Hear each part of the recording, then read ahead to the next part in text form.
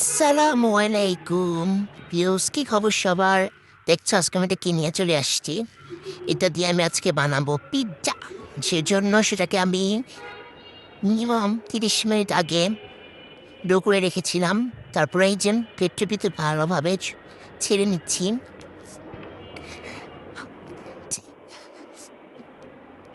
তারপর ভালোভাবে মিক্সড করে নিলাম। দেখো শুধু কি করি আমি।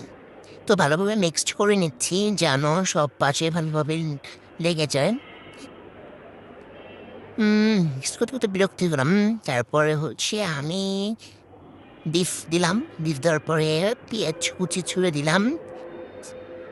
আরে এত বিরক্ত লাগে এগুলো ছড়াতে।